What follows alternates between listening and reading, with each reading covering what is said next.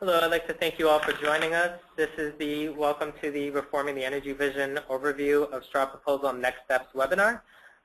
Before we begin, I'd like to just let you know a few logistics points. We will be having this discussion in listen-only mode, and for the interest of time, we'll keep everyone in that muted mode. Please, if you have any questions, to send them over to me in the question box, or you may chat me directly. You may submit a question at any time during the presentation. Furthermore, the webinar is being recorded, and that recording will be made available to participants following this webinar. And without further ado, I'd like to now turn the presentation over to Jim Gallagher, the Executive Director of the New York State Smart Grid Consortium, who will be the moderator for this discussion. Jim, you may proceed. Okay. Welcome, everyone, and I appreciate you joining the webinar. Today we're going to be reviewing the staff straw proposal that was issued in the Commission's Reforming the Energy Vision proceeding. Today the webinar is co-sponsored by the Smart Grid Consortium as well as Agrion, and I want to take a moment to tell you a little bit about the consortium before we get started. The New York State Smart Grid Consortium was established approximately 4 years ago, and it's a nonprofit organization that was established to accelerate grid modernization in New York. And the idea was that there was a need for a forum for members to develop the policies and strategies that would be needed to modernize the grid. We have approximately 25 members, companies, organizations located in the state. They include major utilities within New York, the New York Independent System Operator, New York Power Authority. Our members include government parties as well as the Department of Public Service. We include universities, research organizations, including NYSERDA, Brookhaven National Laboratory. And lastly, we also have as members global technology companies, including IBM. The consortium's mission, which is basically an ongoing advocacy of smart grid and grid modernization. And the idea is that the consortium would identify the latest thinking nationally and internationally to help inform policy decisions and to keep policymakers abreast of the latest developments worldwide in the entire area of grid modernization. The priorities that we have for 2014 include getting some real-world projects up and running. We're very involved in promoting the concept of microgrids within New York State, working closely with state government on some of the state's initiatives, as well as working with utilities to develop some projects that would involve close association with local communities. The other area that we're very involved in, and it's relevant to today's webinar, is focusing on the utility of the future. And that involves looking at the business models associated with utility of the future, as well as associated regulatory structures that might be needed to help those business models become a reality. Yesterday, there was an important decision made by the consortium board to have the consortium lead a stakeholder process and to propose this process to the Commission in the entire area of developing utility business architectures, standards, and protocols.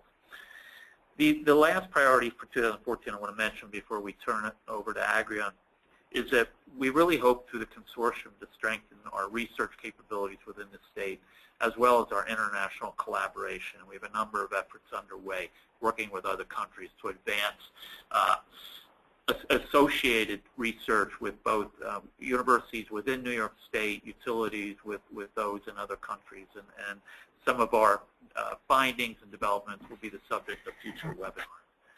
So with that, I'd like to turn it over to Jillian with Agrion.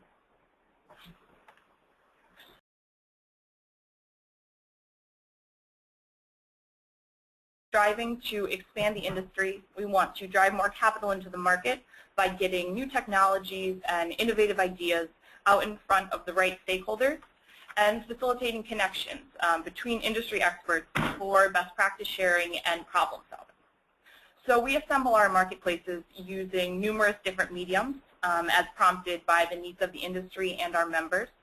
We host roundtable discussions and workshops. We put on webinars, and we will function as a research firm, producing industry content through best practice reports, white papers, industry snapshots, and often these mediums will all work in conjunction with one another as part of a larger campaign. So we lead task forces that produce tangible end products.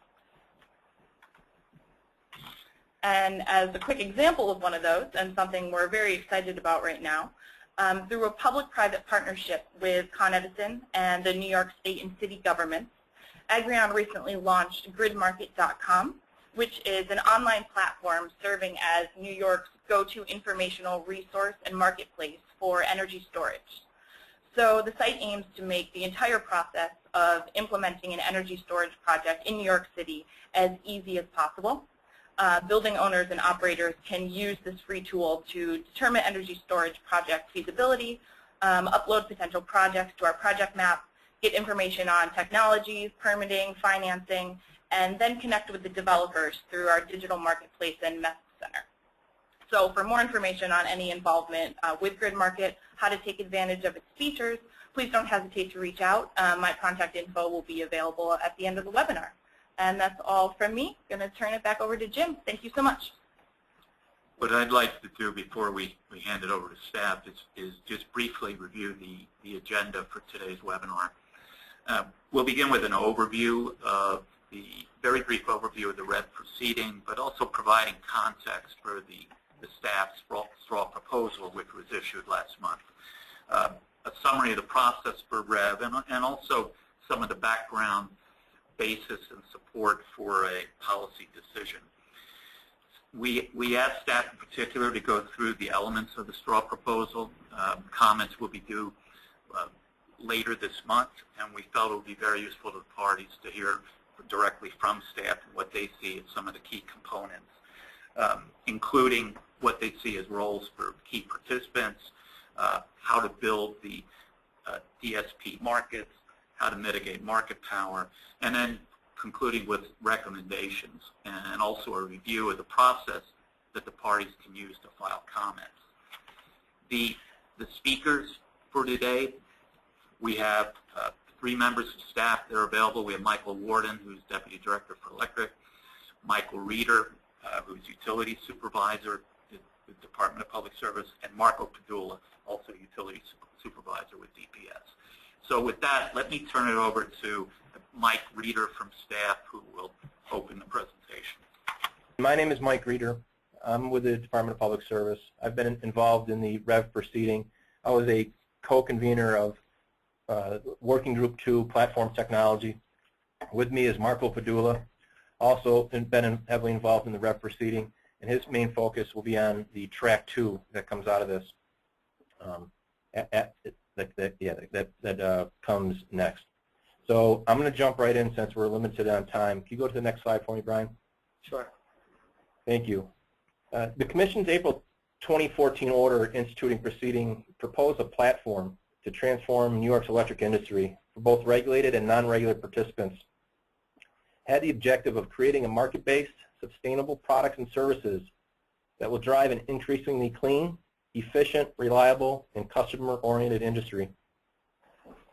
Under the customer-oriented regulatory reform envisioned, a wide range of distributed energy resources will be coordinated to manage load, optimize system operations, and enable clean, distributed power generation. Markets and tariffs will empower customers to optimize their energy uses and reduce electric bills, all while stimulating innovation in new products that will further enhance customer opportunities. In its order, the Commission laid out 6 objectives for its Reforming the Energy Vision initiative. Enhance customer knowledge and tools that will support effective management of their total energy bill. Market animation and leverage of ratepayer contributions. System-wide efficiency. Fuel and resource diversity. System reliability and resiliency, and reduction of carbon emissions. In the staff Track 1 straw proposal, this vision articulated in the April 24 report is affirmed in its essential elements with numerous clarifications and additions. and the initial steps of a transition toward that vision are identified. In a subsequent order related to Track 2 of this proceeding, the Commission will consider rate-making reforms that will push utilities to enable the market transformation described in the staff Track 1 straw proposal. Next slide. 259 parties are engaged in the REV proceeding. Under the leadership of 2 ALJs, or administrative law judges, the parties formed 2 working groups charged with gathering data that broke into 5 committees: the Markets Committee, Customer Engagement, Platform Technology, Microgrids, and Wholesale Markets. The working groups filed reports on their activities on July 8 and presented their results to the Commission in a July 10 technical conference. Parties were invited to submit preliminary comments on a number of policy issues to further guide the development of staff straw proposal, and 68 comments were submitted on July 18. Now, we envision the staff Track 1 policy order will not be an endpoint. Rather, it will be a decision to move forward into more detailed phases of the process. Next slide. The Track 1 order will be supported by policy considerations in conjunction with facts developed by staff and party efforts in the working groups. The rationale underlying the decision to proceed contains these 4 components: a description of a reasonably foreseeable business as usual scenario, drivers of change that necessitate creating a more robust retail electricity market, anticipated benefits from REV, and the achievability of the REV vision.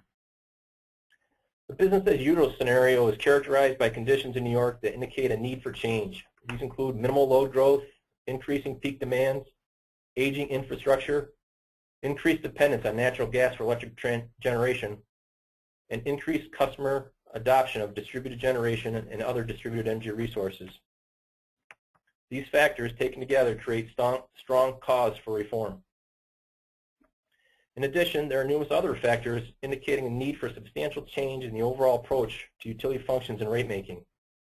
These drivers of change are increasing customer dependence on high-quality electric supply, the emerging cyber and physical threats, the need for new reliability and resilience approaches, the need to reduce carbon emissions to mitigate climate change. The staff straw proposal also articulates many of the anticipated benefits of REV. Some are easily quantifiable than others, but all should be accounted for. A few examples of the benefits is increasing system efficiency. If the 100 hours of the greatest peak demand were flattened, long-term avoided capacity and energy savings would range between $1.2 billion and $1.7 billion per year. Merely increasing the system load factor from 55% to 56% would produce potential gross benefits of $150 million to $219 million per year. Another benefit from REV would be improving fuel diversity. Increasing fuel diversity will make customers less vulnerable to price spikes. The estimated total cost to New York customers from the gas-driven price spikes of the winter of 2013 and 14 was over $1 billion. A substantial amount of the party working group's efforts were devoted to the topics of platform technology and distributed energy resource products and markets. The platform technology section of the straw proposal describes how the technology needed to enable the DSP functionalities is achievable. The inventory of DER products and services attached to the report of the Markets Committee illustrates not only the range of potential DER solutions, but the scope of the industry that already exists to provide these products and services. Next slide. So in addition to articulating support for Commission policy decision, the purpose of the straw proposal was to recommend specific actions for the Commission decision in a Track 1 order. As such, the straw proposal addresses several key questions in individual chapters. The Establishing REV DSP Market Vision section describes the distribution system functions required under REV and broadly describes the envisioned DSP market structure. There is a set of functions that must be provided at the distribution level to provide reliable electric service and to animate retail markets under the REV vision. These functions include market operations, grid operations, and integrated system planning.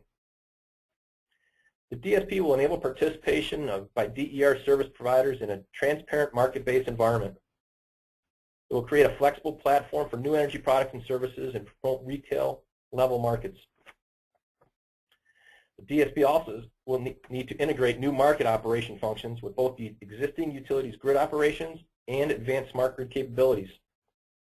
The DSP will commit and dispatch market-based DER where appropriate and share net load impact information with utility grid operations in real time, thereby providing greater visibility and control of the grid. The utility and DSP will need to coordinate shared responsibility for distribution system planning. This will require the efficient design and reliable operation of distribution systems under conditions varying greatly from those we see today. The transactional platform established by the DSP will enable the offering of value-added services, some of which are directly enabled by utilities monopoly status, and others that can be provided by multiple entities on a competitive basis. Utilities, utility affiliates, and third parties should all be able to provide competitive value-added services. To enable the development and transaction of a variety of products and services through existing and new markets, staff proposes this set of principles to guide market design with the aim of providing appropriate signals to maximize system value, animate participation by a broad range of stakeholders, and fully realize the policy benefits envisioned in this REV proceeding. Next slide.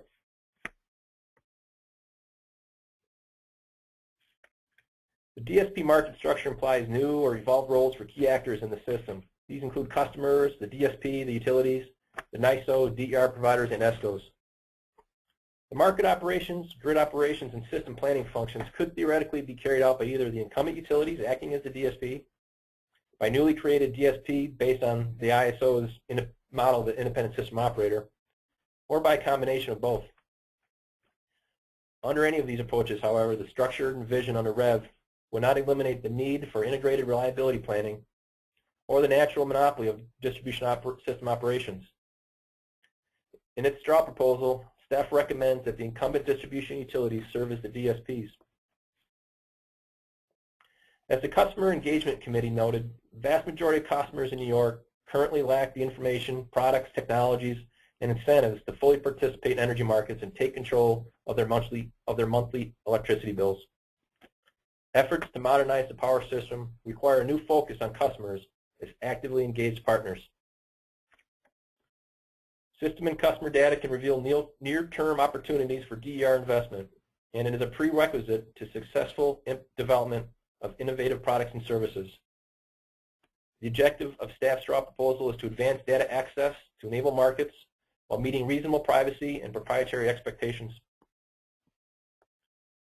Creating animated DSP markets will require market transparency and continued commission oversight and involvement to ensure that consumers have fair access and sufficient confidence that participation will provide them value.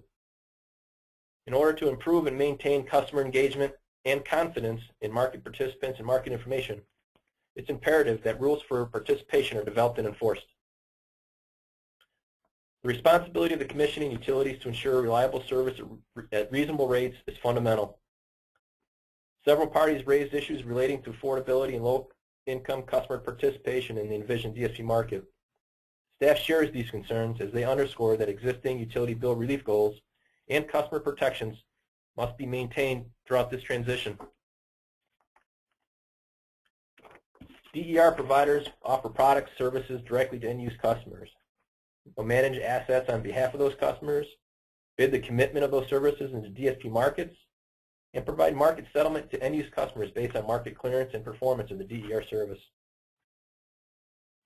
While ESCOs have the opportunity to act as DER providers and fully participate in the markets, the current focus of most ESCOs is in the mass market is limited to commodity sales.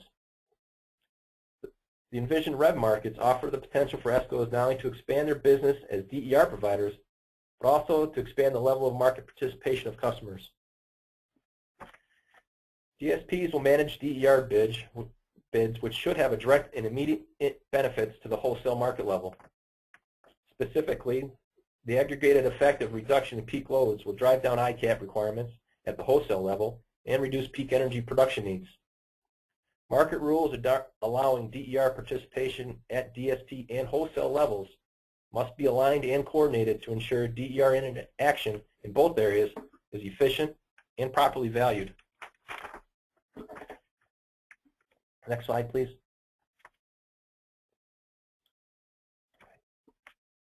The Technology Platform Working Group identified several functional requirements for the DSP to solicit party comment. Specifically, staff requests comment on 1, functionality gaps, and 2, which functionalities listed or not listed in the straw proposal are priorities for initial utility investment in the new DSP system technologies. During the course of this proceeding, we found that all New York utilities have been planning and are in the process of deploying technologies that will improve system visibility, enhance control, and support analytics. This enhanced visibility advances both system planning and operational control. To ensure a line of sight to the policy goals, staff recommends further definition and mapping of enabling technologies to the envisioned DSP functionalities. The Platform Technology Group initiated development of a tool to provide detailed definitions of required grid, customer DER, and market functionalities and definitions of the available and emerging technologies. It also provides a means to assess technology maturity and implementation needs, both immediate and in the future. Staff recommends that this effort continue. A sound benefit cost analysis framework is required to support policy, investment, and pricing choices as the implementation of REV moves forward. This section of the straw proposal lays out proposed principles to guide framework development, guidance on key parameters to be included, and a process going forward to develop the framework. Developing a benefit cost analysis framework requires significant additional work and stakeholder engagement. Such a process should include an appropriate number of technical conferences to solicit stakeholder input and may require utility or third-party support to create an initial straw proposal and its subsequent iterations. Next slide. The modernization of the energy system and the development of new markets will take time. This section of the straw proposal describes staff's perspective on facilitating the transition and addresses several key elements of building the market, including clean energy, demonstration projects, interconnection, microgrids, demand response, tariffs, and planning.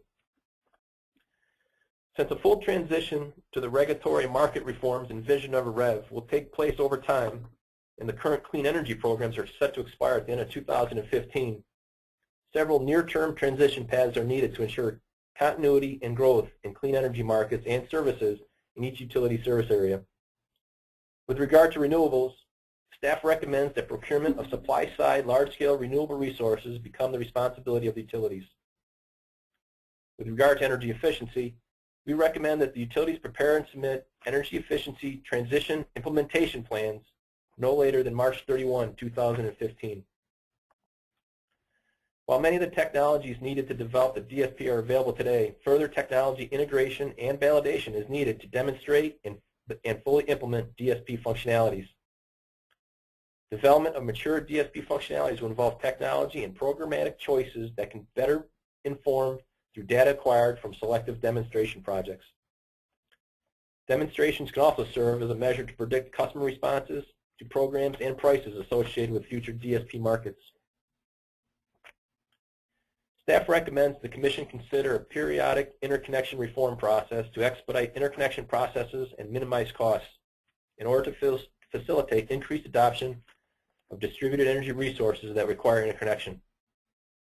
As part of this process, staff recommends further technological advances be considered to avoid interconnection process delays. Microgrids are a special class of distributed energy resources that have been targeted for promotion in New York State for robust services they offer above and beyond other DERs. DSPs should incorporate microgrids into their system planning when it's advantageous and cost-effective. A combination of regulatory reforms by the Commission and its successful DSP market development will address the identified barriers to microgrid development. The Commission should also direct a process in which stakeholders work with distribution utilities, staff, and the ISO is to immediately develop programs that allow demand response providers to respond to bulk power system needs currently addressed by the New York ISO's Special Case Resource and Emergency Demand Response Program. Staff intends to immediately convene discussions with utilities and stakeholders to begin development of these programs. While there are a number of actions that can be taken in the near term to support the transition to REV, the scope and scale of transformation envisioned by REV necessitates further planning. The planning efforts recommended fall into two broad categories. One, transition and implementation planning performed by individual utilities, and two, DSP platform and market vision planning performed jointly. Staff recommends that these two types of planning should occur in parallel. Next slide, please. With the recommendation that utilities fulfill the DSP functions comes a range of concerns about the potential for various misuses of their monopoly position. Market power concerns arises from utilities' direct commercial involvement with distributed energy resources, from utility control of platform functions including scheduling and dispatch, and from utility control of its access to its network, including interconnection and access to both system and customer data. One of the principal immediate imperatives of REV is the expeditious growth in DER penetration of the New York energy market. The advantage of utility DER ownership is that utilities are well positioned to accomplish, or at least contribute to this growth with their own DER products and services. They have direct access to customers, credibility as a familiar energy provider, and knowledge about their distribution systems to identify where and how DER can be integrated with the greatest effect. An absolute prohibition against utility engagement in DER would eliminate these concerns, but would also deny the potential benefit of DER growth. Therefore, staff recommends that the utility engagement in DER in certain limited conditions. Utilities can also exercise market power through their authority to review and approve DER interconnection applications. For purposes of market power mitigation, standardization is the best approach, and the size threshold for standardized procedures should be increased. Staff will take an active role in addressing complaints and monitoring utility interconnection approval processes. The DSP will have a great deal of market power through the control of the distribution and dispatch of resource bids. To the extent that the DSP is responsible for market dispatch and is also a market participant, the DSP has an incentive to favor its own resources via anti-competitive dispatch and control. Staff recommends that the Commission require DSPs to deliver quarterly reports on key operational metrics in standardized templates. These templates will be publicly available to facilitate open and transparent review of system operations.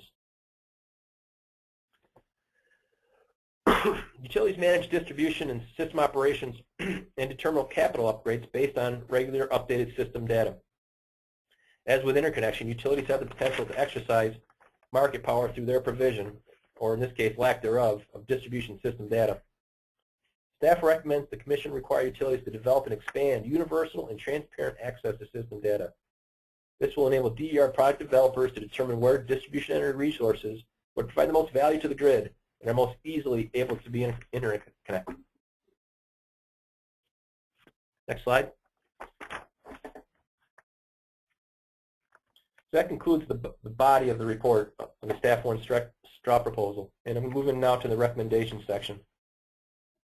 We concluded that the central vision of REV, which is increasing the use and coordination of DER via markets operated through a distribution system platform, offers substantial benefits and is achievable. Findings from the Track 1 working group support the technical feasibility of the DSP, while many party comments speak to the numerous benefits achievable by REV. Based on these findings, staff recommends the following policy decisions. Adoption of the REV vision and proceed with implementation. Existing utilities should initially serve as the DSP and be subject to performance reviews. System information should be accessible to customers and energy service providers. Individual customer usage data should be made available on an opt-out basis to DER providers. Only under certain clearly defined conditions should utilities be allowed to own DER. appropriate market power protections must be put in place. Next slide, please. A continuation of the recommendations. A process to develop demand response tariffs should begin now. Proposals to encourage participation of low and moderate income customers should be included in implementation plans. The Commission should have oversight of DER providers.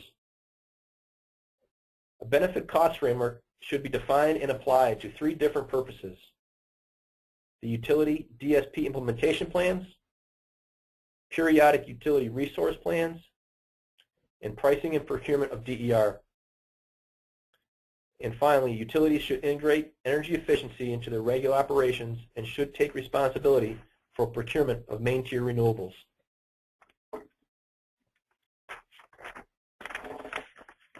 Next slide. Before I move on to next steps, staff put forward these principles, which we believe are fundamental to animating the platform and markets suggested by REV. These principles should guide all of the next steps recommended in the staff straw proposal: collaboration, transparency, standardization, non-discrimination, and action-oriented. Utilizing these principles will ensure successful implementation of the REV vision. Next slide.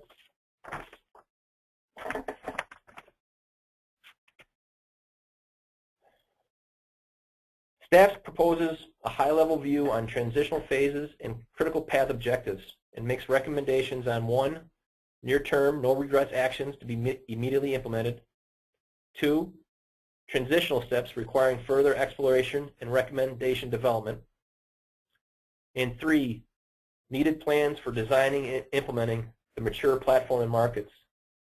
These activities should proceed in parallel. That is, the transitional steps and planning for mature markets should begin immediately. In general, near-term actions should be self-justifying. That is, actions that will be beneficial under conventional regulatory approaches, as well as reformed approaches not yet fully adopted and implemented. Staff recommends these transitional steps be launched immediately. Each utility should be required to file a proposal for interim actions that states how the utility plans to implement near-term and transitional recommendations specified in the straw proposal.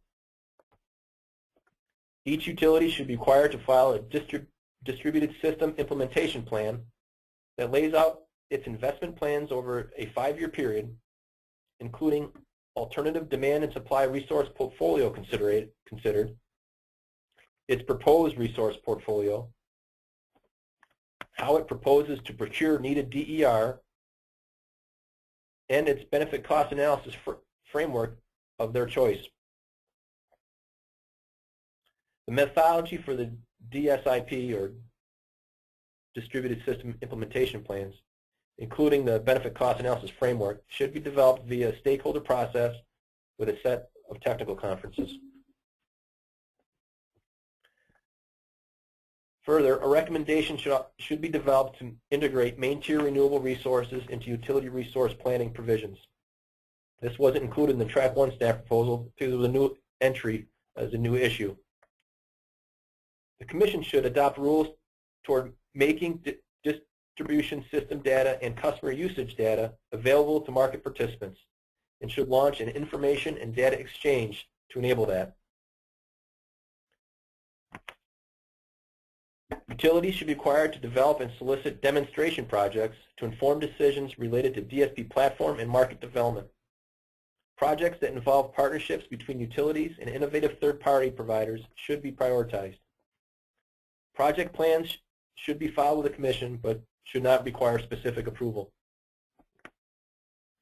Several of staff's recommendations are focused on planning efforts that should be started now because they are needed to support the eventual implementation of mature platform and market. A technical platform design stakeholder process should be designed and launched to facilitate a multi-stakeholder creation of the DSP platform design parameters. Similarly, a market design stakeholder process should be launched to facilitate a multi-stakeholder recommendation for market design parameters. Utilities should be required to jointly file a uniform DSP plan that describes the system and technologies to be deployed that will allow for the desired functionalities envisioned under REV, with the standardization needed to enable statewide implementation of the market. The uniform DSP plan should encompass both technology platform and market design issues. And finally, a strategy for providing appropriate market oversight and auditing, and a process and timeline for comprehensive review and of progress toward REV should be established by department staff. Finally, the Commission should require that any major electric rate case filing subsequent to a Commission Track 1 order should include each of the near-term actions. Beyond the near-term actions, a general rule would not be advisable at this time due to individual circumstances of the different utilities. In each case, however, either the utility, staff, or an intervener may propose inclusion of REV components. Next slide, please. So as Jim mentioned, the Track 1 straw proposal was issued on August 22nd, 2014. A ruling from the ALJs was issued August 25, 2014, indicating that comments will be due to the Secretary by September 22nd and reply comments due October 24th. Right now, it's expected that a Commission decision on the Track 1 straw proposal, which incorporates all the comments, analysis of all the comments received, is expected to take place in the first quarter of 2015. Next slide, please. The process for Track 2 was a little bit different than what was employed in Track 1. Staff is developing an options paper. The options paper is expected to be released on October 3rd. Following the release of the options paper, staff is going to convene roundtable discussions with various parties and entities and all stakeholders. Those roundtable discussions are expected to take place from October 20th through the mid-December or December 15th. Staff straw proposal on Track 2 issues using the options paper and the discussions from the roundtable will be submitted on or about January 30th, 2015. There will be a comment and reply comment process. Right now it's anticipated that comments will be due on or about March 20th, 2015. A Track 2 decision by the Commission is currently expected sometime during the second quarter of 2015. And with that, it's a very condensed overview of the Track 1 straw proposal, the contents of the straw proposal, the recommendations and the next steps, and a little bit of an overview of the process for comments. Marco and I are available for any questions that people may have.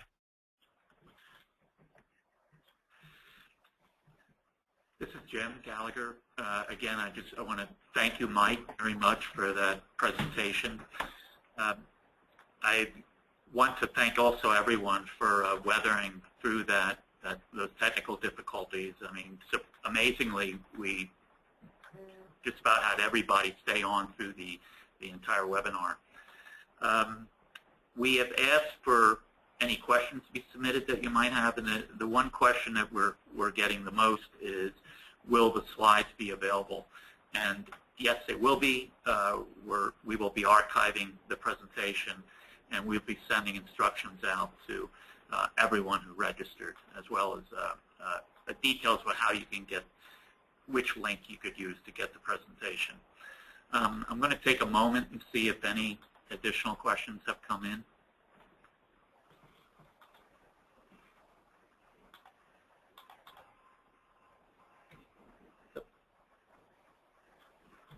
We do have one question. Can you hit on some of the highlights that Track 2 will cover? Sure. This is Marco Padula speaking. Track 2 will be focusing on 3 major categories. The first being rate making, the second being long-term rate plans, and the third being rate design.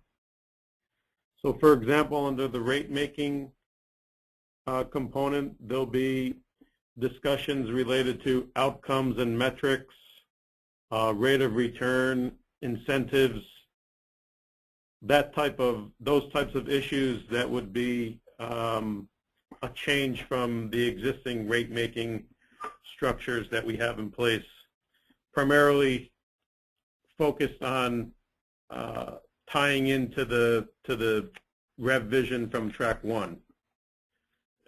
Long-term rate plans will be discussed in terms of what is an appropriate term to ensure that the Rev Vision initially is started and implemented and can continue on through full implementation.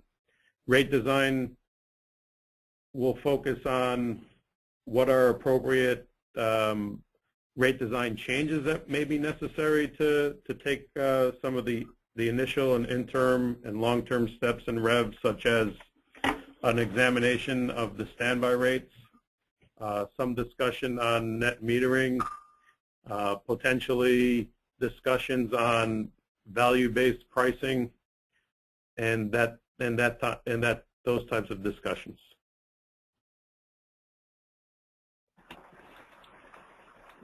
Marco, one of the another question that came in related to Track 2 was whether there's a technical conference scheduled for November. Has that been scheduled yet? For November on Track 2 issues? Yes. One of the questions is there, someone was of the understanding that there would be a technical conference during November. I just want to clarify.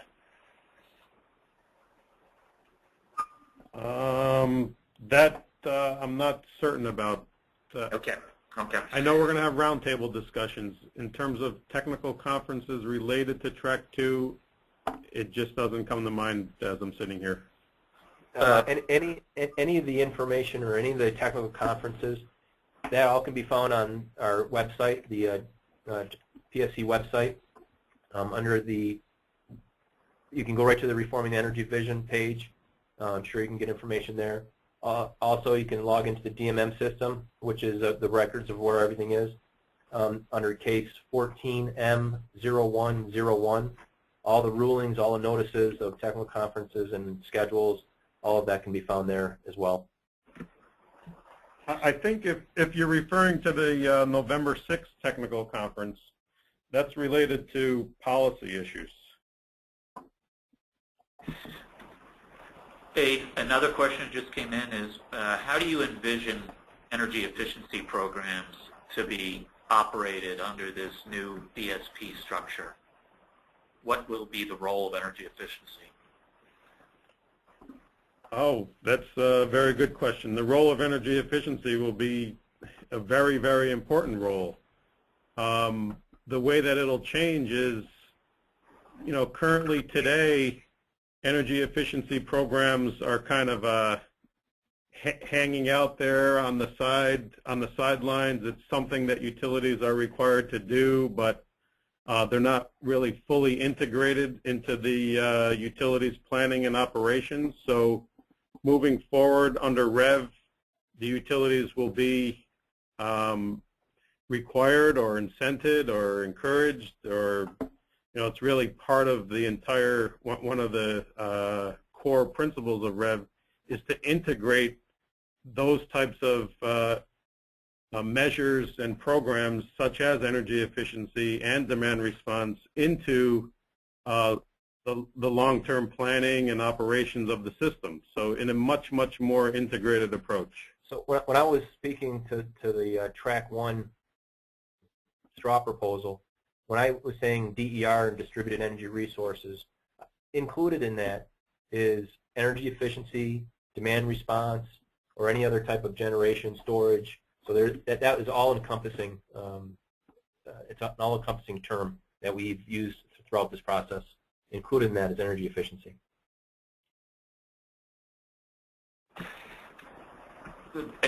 Another question that just came in was, what do you see as the role of local governments in the development of distributed energy resources?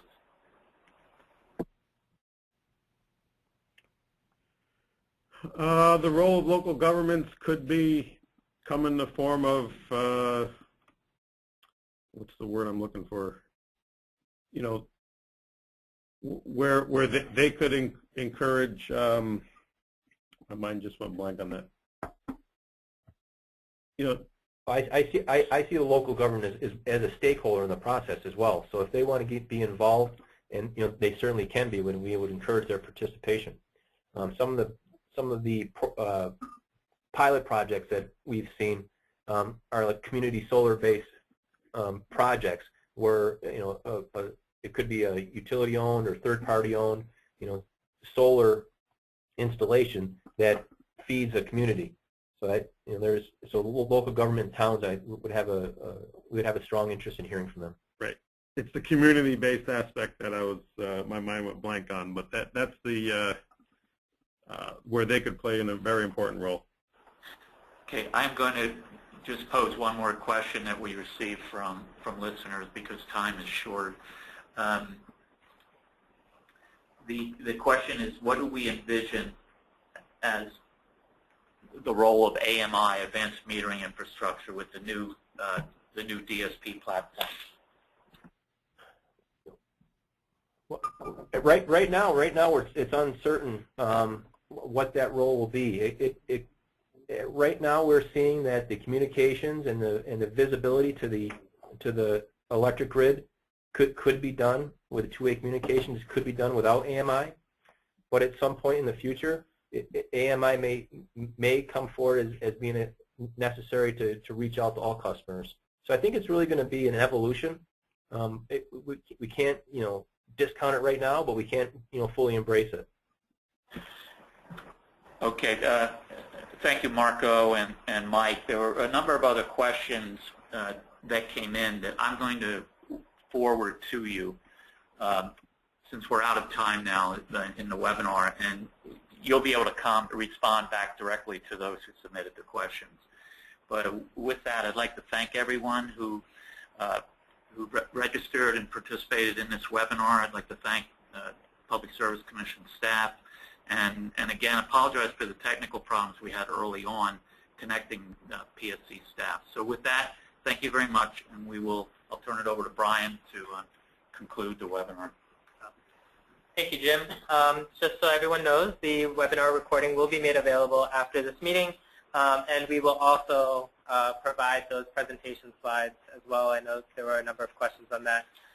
If you have any questions, feel free to contact Jim or Jillian, whose contact information is listed on the final slide. And with that, I hope you have a great day. Take care, and thank you for joining us.